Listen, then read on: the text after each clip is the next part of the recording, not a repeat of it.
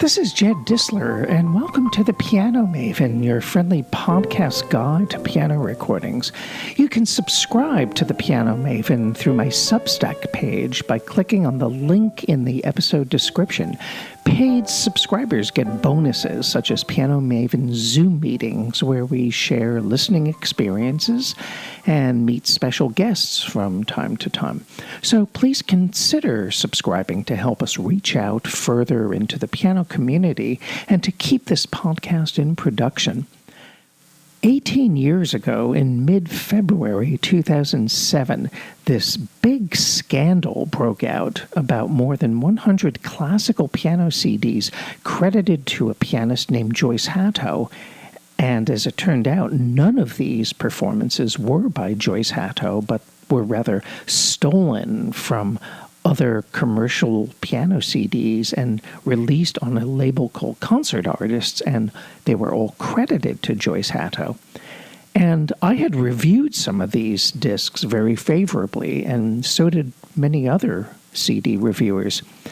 When the truth was exposed, a bunch of newsgroup denizens weighed in saying things like, how could Jed Disler be fooled by such a thing? Or they would say that Jed Disler's career is finished, his reviewing career is over. Or they'd also say something like, oh, I never would have bought a Joyce Hatto record. Well, here we are 18 years later, and I'm busier than ever. I'm more visible than ever as a writer, broadcaster, podcaster, and CD reviewer and commentator. And I'm busier in all of these things than at any other time in my life. And, my composing and piano playing careers aren't doing too badly either. So much for those newsgroup denizens. But how did this all start? Some of you may remember the Joyce Hatto scandal, while other listeners may have been too young to recall this or maybe weren't even around. So I'm going to devote this podcast episode to the Joyce Hatto scandal story. But this is from my personal perspective, and, other people who were involved in the scandal or exposing the scandal have very different perspectives on this. Probably the most well-researched and balanced and factual account of the Joyce Hatto scandal was in the article written by Mark Singer for the New Yorker magazine. And he really went out of his way to do fact-checking, which is more than I can say of several other publications. In fact, Mark Singer was the only journalist to whom I agreed to give an interview. When the BBC did a documentary on the Joyce Hatto scandal, they did interview me, but they wanted to have me phrase my sentences in certain ways to fit their agenda. And I found that they were trying to manipulate me, and I did not appreciate that. And they also wanted me to pose with headphones and do all kinds of play acting, and I was really, really irritated by that. I did not like that at all. But getting back to my side of this story, it really began in the mid-1980s when I was at the Tower Records Classical Annex in New York City, which is where you found all of the cutouts and budget discs and cheap LPs, and I don't think there were cheap CDs yet. But they had a lot of cheap cassettes, and I noticed a bin with a bunch of these historic piano cassettes on a label called Concert Artist. And one item caught my eye, and it was a Chopin Mazurka cycle by Alfred Cortot. And I thought, this is really strange. I had never heard of Alfred Cortot recording the Chopin Mazurkas. So I bought these, and they sounded kind of strange. I did not find that they were very good performances at all. And when I asked my dear and late friend, Alan Evans, if he had known about this or did he get a copy of the Chopin Mazurkas with Cortot, he thought that they were not authentic. He said that the performances don't sound anything like Cortot. And there were a few other Concert Artist cassettes that had quarto material that also sounded kind of suspect, like the Schumann G minor sonata, which was a work that he otherwise did not record. And there were other cassettes which were legitimate, although the transfers were pretty crappy. There was a cassette with, I think, the Raoul Koshalsky Chopin Etudes. It was a really bad transfer of these. There was also a cassette of recordings by the Liszt pupil Eugene d'Albert, and these also were pretty terrible transfers. This all happened, I think, in 1985, if I'm not mistaken. So 20 years later, I was on the internet and I followed a link from musicweb.com that led me to the concert artist label's website, and they had gotten into the CD business, apparently.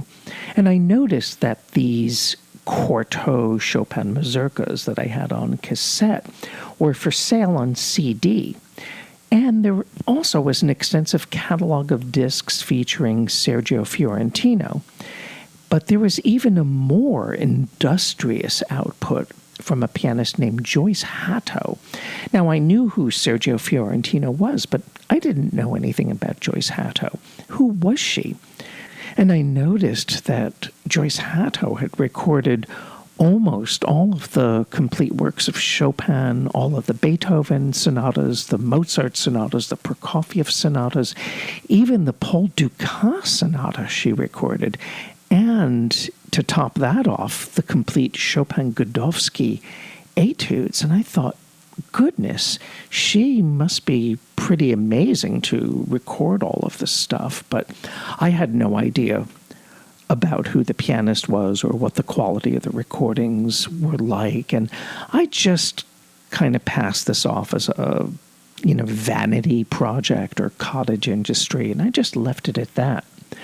But then I read an article in Gramophone by my colleague Jeremy Nicholas, where he gave an overview of the Joyce Hatto recordings in the January 2006 issue. And he's a very trustworthy critic. He's not one to gush. He's not easily impressed. And he's a very meticulous researcher. And he was just raving about these Joyce Hatto recordings, saying that this is one of the greatest pianists I've ever heard. I thought, whoa, what is this? And then I Googled Joyce Hatto's name, and I found an article from 2005 by Richard Dyer in the Boston Globe, and he was also incredibly effusive about Joyce Hatto. And apparently there was this backstory that she was an active concert pianist and teacher who had been struggling with ovarian cancer for many years, which is why she did not play concerts. But when she felt up to it, she would simply go into the studio and record complete Beethoven and Chopin and Schubert and Schumann and, everybody, all these cycles. And it just seemed kind of incredible, even incredulous, that a pianist in her 70s with serious health problems could be making recordings of such a uniformly high quality and playing things like the Liszt Transcendental Etudes and the Chopin Etudes and the Godowsky Etudes at full capacity and with the energy and accuracy of a much younger and healthier pianist. I mean, this seemed too good to be true, but like I said, what a backstory. So with blessings from the editor of Pianist magazine, Erica Worth, I planned a feature article about Joyce Hatto because I wanted to know about this. Anything like this in the piano world, of course, piques my interest. So I contacted the owner of the concert artist label. His name was William Barrington Coop, and he turned out to be Joyce Hatto's husband. I did not know that he had a rather shady past in the record industry, but anyway, I contacted him, and he sent me a sampler CD with all kinds of various selections by Joyce Hatto, and I was very impressed by the playing. In fact, I was really bowled over by a couple of selections, such as the Balakirev Islame and the Brahms Paganini variations. And then we had subsequent email and telephone exchanges, and they could not have been more collegial and friendly. And he even arranged for me to speak to Joyce Hatto by phone in late March of 2006. She was vivacious, funny, upbeat, and extremely talkative during our interview. But I couldn't really take this as an interview because it was more of a bonding session, because it was very hard to get straightforward answers from her. I mean, her mind was just flitting all over the place. But I thought at least this is a good way to make contact, and then later on I can do a really serious, focused interview and try to get her to answer my questions. But that never happened, because 3 months later, Joyce Hatto died. Barrington Coop sent me a couple of Joyce Hatto discs in the mail after she died. One was the Liszt Transcendental Etudes, and the other was Iberia of Albanese, and I reviewed both of them for ClassicsToday.com. My editor at Classics Today, David Hurwitz, also became interested in the Joyce Hatto recordings on my recommendation, and he said, just review the best ones that you find. I even met William Barrington Coop in person when I was in London in October of 2006, and I interviewed him for about 2 hours, I think. He could not have been more charming, and he gave me some more Joyce Hatto CDs to take home. So fast forward to Tuesday, February 13th, 2007. I had just started to transcribe my interview with Barrington Coop on that day and getting this article about Joyce Hatto started when I received an email from a ClassicsToday.com reader, Brian Ventura. He had purchased Hatto's Liszt Transcendental Etudes on my recommendation. But when he attempted to transfer the disc to his computer using iTunes, the track listing revealed Laszlo Simon's recording of the Etudes on the Beast label rather than a Joyce Hatto recording.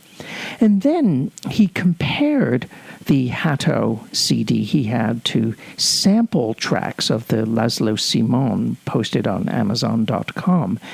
And to his ears, the Hatto and Simon discs sounded identical. Now, while I don't necessarily consider the iTunes Grace Note database a reliable source of identity, I could not let Brian Ventura's claim go by, so I decided to investigate for myself.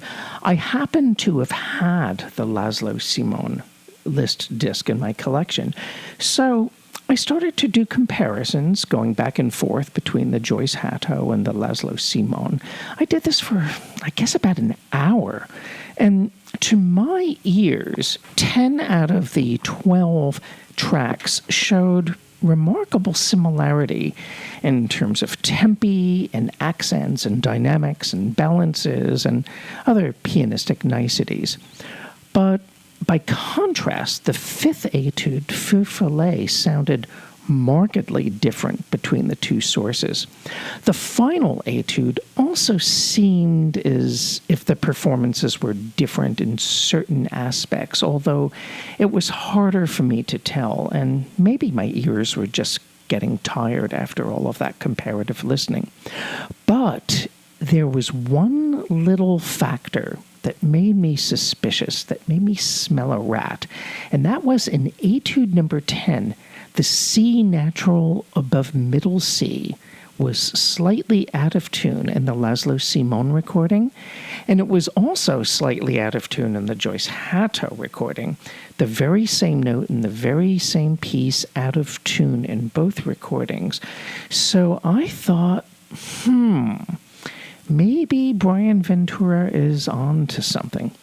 So I looked at the vast pile of unopened Joyce Hatto CDs on my floor. See, I had no room on the shelves. They were all sitting in the corner of the floor. So I opened up the disc containing the Rachmaninoff second and third concertos, with Joyce Hatto. I loaded the CD into my laptop's disk drive, and the iTunes Grace Note database came up with these concertos. The works were correct, but it said that the performances were by pianist Yefim Bronfman and Esa-Pekka Salonen conducting on Sony Classics. Now, fortunately, I had the Bronfman CD also in my collection, so within a minute, I could tell that the Bronfman and the Hatto Rachmaninoff performances were identical. So I wrote back to Brian Ventura and I reported what I had just found out. I told him about what I had found about the list and the out-of-tune C natural and what I had discovered about the Rachmaninoff discs. And I wrote a similar email to David Hurwitz and to James Invern, who at the time was the editor of Gramophone. And then I wrote to William Barrington Coop, and he quickly replied, claiming not to have known what happened, and he claimed to have been as puzzled as I was. So then, at James Invern's suggestion, the recording engineer, Andrew Rose, who runs Pristine Classical, contacted me, and he asked me to send him sound files from both the Joyce Hatto and the Laszlo Simon CDs because he could look at the files because no two sound files look alike, just like fingerprints. So Andrew Rose concluded that the Joyce Hatto and Laszlo Simon Liszt Transcendental Etudes were completely identical except for Feu Follet. And the Feu Follet was actually taken from the pianist Minoru Nojima's recording on Reference Recordings on that label. So I was wrong about the 12th etude. Both performances of that were exactly the same, even though I thought I heard differences. So from there, basically the dam burst and dozens of Joyce Hatto CDs got checked, and a good number of them were properly identified. So a few days after this happened, both Brian Ventura and I visited David Hurwitz, and we decided to try to identify more Hatto CDs. Dave suggested that I bring over a recording of the Saint-Saëns Second Piano Concerto because, first of all, there weren't all that many recordings to choose from and compare. And also, when you consider the timpani solo at the outset of the second movement, no two timpani quite sound alike from recording to recording. So I brought in two separate editions of Joyce Hatto playing the second concerto. And these exactly matched the recordings with Jean-Philippe Collard and André Previn on EMI. And actually, one of my Hatto discs was off-pitch, but it was the same performance. And also, there was a small studio noise, like a music stand moving or something like that. And that particular noise was common to all of these recordings. And although I did not know it at the time, there were other people investigating Joyce Hatto recordings, suspecting that they were frauds. For example, it was discovered that the sound files for the Joyce Hatto Chopin mazurkas were exact matches for an issue on the Calliope label featuring the pianist Eugene Ingic. Now, what was really amazing, and I would say that this is the genius behind the scandal, was that sometimes William Barrington Coop would take a specific recording and he'd change the tempo without altering the pitch, and then he would monkey around with the sound, like adding reverberation or something like that. And there were a few instances where I thought he actually improved the originals. For example, there were some Rachmaninoff discs that were stolen outright from Ian Hobson's recordings, and by upping the tempos just a tad without changing the pitch and adding just a dash of reverb, the Joyce Hatto versions actually sounded better to my ears. And in one instance, Barrington Coop took a recording of the Brahms Paganini variations by Lilia Zilberstein on the Deutsche Grammophon label as his basic version. And for certain versions that he didn't like, he would substitute other pianists, thereby creating a kind of composite version of the Paganini etudes. And he managed to manipulate the sound so that there was hardly any difference between the different pianists' recordings, sonically speaking. I don't know how he did that, but I was totally fooled at the time. There's a list on the website of Farhan Malik, who is a musicologist and writer and a scholar who knows everything about the piano. And he created a list that contains all of the Joyce Hatto CDs that he was able to correctly identify. Sometimes he would identify certain tracks on the CD, but others he wouldn't be able to. And there still remain recordings that are unidentified to this day. For instance, there's a wonderful disc with the Schubert A Major Sonata Deutsch number 664. It's a lovely performance, but I have no idea who's playing. And who did the terrific Brahms Handel variations credited to Joyce Hatto? We haven't yet found out, but it's a wonderful recording. Now, what about the different pianists whose recordings William Barrington Coupe used? I met one of these pianists once, and he was very angry and indignant, understandably so. But I asked him, is the CD from which they stole selling more copies now in its legitimate incarnation? And he said, oh yeah, I've gotten a lot more attention. And then I said, when all of these CDs under your name were released, no one cared and you couldn't get arrested. Yet in the aftermath of the Joyce Hatto scandal, you've gotten much more attention and publicity for these recordings than you would have ever before. So I would take full advantage of it. And the fact is that William Barrington Coupe really made smart choices. Of course, he didn't choose instantly recognizable pianists like Glenn Gould, but if you look at that link that I included in my episode description, you will see that Barrington Coupe stole from both well-known and lesser-known pianists. Probably the best known of the pianists who he stole from was Vladimir Ashkenazy, because Ashkenazy's recording of the Brahms Second Concerto with Bernard Haitink is represented in the Joyce Hatto catalog.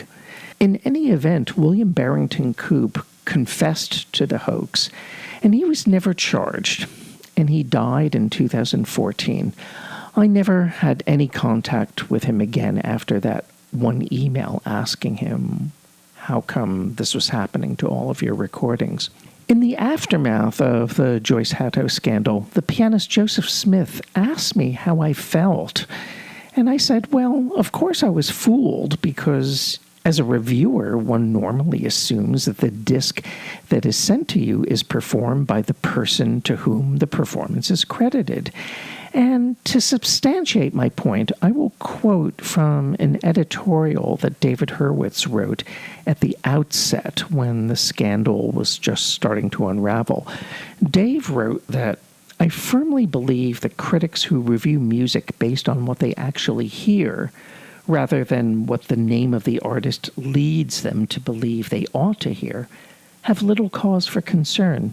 Now, of course, I would sometimes frame my musical observations with sentences that are anecdotal or reflecting a personal bias, such as a sentence like, at 77, it seems improbable that a pianist dealing with ovarian cancer can play the Chopin etudes at full capacity. And of course, it's improbable because it wasn't Joyce Hatto. But the important point is that my musical descriptions are as accurate as I can make them. But if you say something like, Joyce Hatto plays in typical British style without citing anything concrete, that's just lazy criticism. In any event, as soon as the scope of the Joyce Hatto scandal became really clear, I do have to admit that I started looking through my Joyce Hatto reviews to see if I had actually reviewed the legitimate discs from which the performances were stolen, and to see if I had contradicted myself or shown any kind of prejudice on Joyce Hatto's part.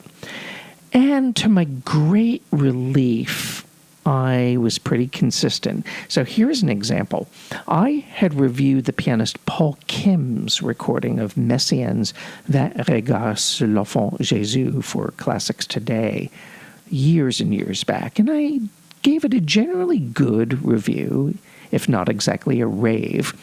And then I reviewed the Joyce Hatto version years later, and while the reviews were not identical word for word, I mean, how could they have been? My general sentiments were quite similar. And then it turned out that the Joyce Hatto version was stolen from the Paul Kim recording, so I was kind of relieved. Of course, poor Bryce Morrison had given the Yefim Bronfman Rachmaninoff concerto disc that I spoke about before a rather negative review in Gramophone, but he praised the same performances when they appeared under Joyce Hatto's name.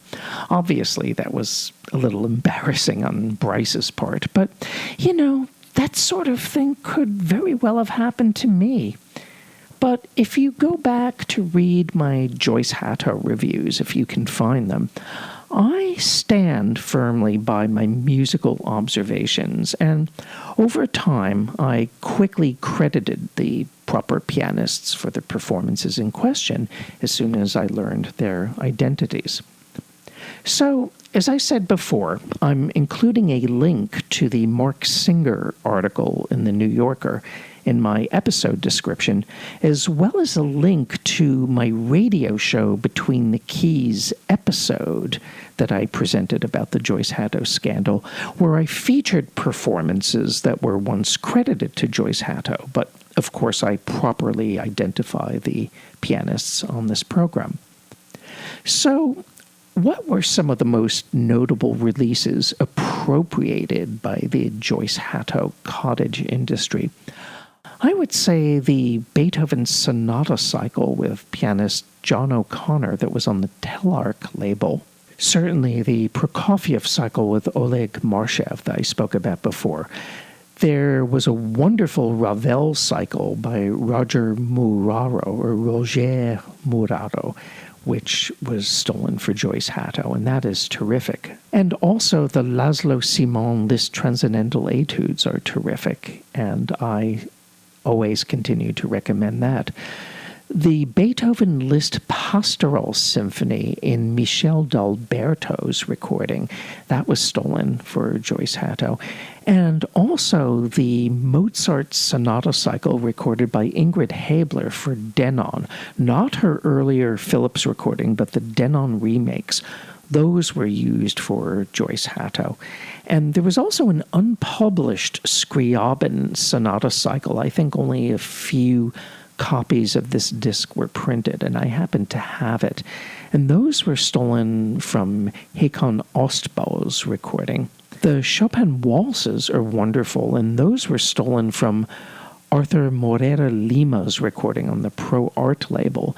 And there's a terrific Balakirev Islame featuring Michel Campanella, but not Joyce Hatto. So there you have it, the story of the Joyce Hatto scandal, at least the story from my perspective. This is Jed Disler, and you've been listening to The Piano Maven, your friendly podcast guide to piano recordings, and I look forward to being with you next time for the next episode. Take care.